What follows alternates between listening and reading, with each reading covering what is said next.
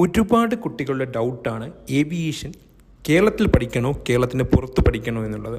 Aviation related ആയിട്ടുള്ള video search ചെയ്യുന്ന ടൈമിൽ നമുക്ക് കാണാം അതിന് താഴെ ഒരുപാട് കമൻറ്റ്സ്.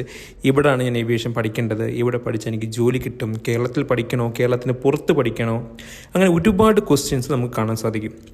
അതിനെല്ലാം ഒരു ചെറിയൊരു ഡൗട്ട് ക്ലിയറൻസ് ആയിട്ടാണ് ഈ വീഡിയോ. നമ്മുടെ കേരളത്തിൽ ഏവിയേഷന് മികച്ച രീതിയിൽ ട്രെയിനിങ് നൽകുന്ന ഒരുപാട് ഇൻസ്റ്റിറ്റ്യൂഷൻസ് ഉണ്ട്. കേരളത്തിന് പുറത്തുള്ള ഇൻസ്റ്റിറ്റ്യൂഷനേക്കാൾ ബെറ്റർ രീതിയിൽ നമ്മുടെ കേരളത്തിൽ ഇൻസ്റ്റിറ്റ്യൂഷൻസ് അവൈലബിൾ ആണ്. നിങ്ങൾ കേരളത്തിന് പുറത്ത് പോയി പഠിക്കുകയാണെന്നുണ്ടെന്നുണ്ടെങ്കിൽ നിങ്ങൾക്ക് എക്സ്പെൻസസ് കൂടുതലാണ് ആവുന്നത്, കുറവല്ല. ബട്ട് ഇൻസൈഡ് കേരള മറ്റുള്ള സംസ്ഥാനങ്ങളെ വെച്ച് നോക്കുമ്പോൾ ഏവിയേഷന് എക്സ്പെൻസ് കുറവാണ്.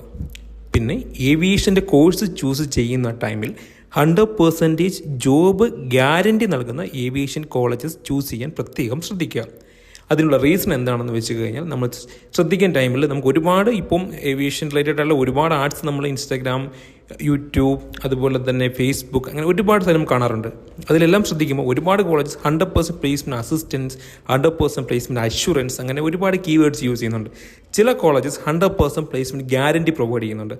ആ കോളേജസുമായിട്ട് കോൺടാക്റ്റ് ചെയ്തതിന് ശേഷം അവരെന്ത് ഇതിലാണ് 100% പ്ലേസ്മെൻറ്റ് ഗ്യാരണ്ടി പറയുന്നതെന്ന് ചോദിക്കുക.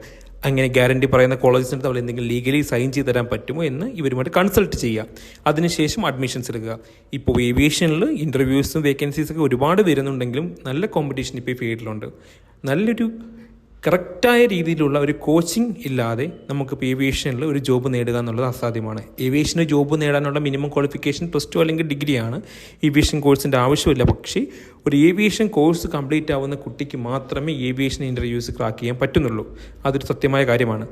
നിങ്ങൾ ഏവിയേഷൻ കോഴ്സ് ചൂസ് ചെയ്ത് നല്ല രീതിയിൽ കരിയർ ഡെവലപ്പ് ചെയ്തതിന് ശേഷം നിങ്ങൾക്ക് ഇഷ്ടപ്പെട്ട ഏത് മേഖലയാണോ, നിങ്ങൾ ചില കുട്ടികൾക്ക് ഇറങ്ങിയ റാമ്പ് ഇഷ്ടമാണ്, കസ്റ്റമർ സർവീസ് ഇഷ്ടമാണ്, പിന്നെ ലോജിസ്റ്റിക്സ് ഇഷ്ടപ്പെടുന്ന ആൾക്കാരുണ്ട്.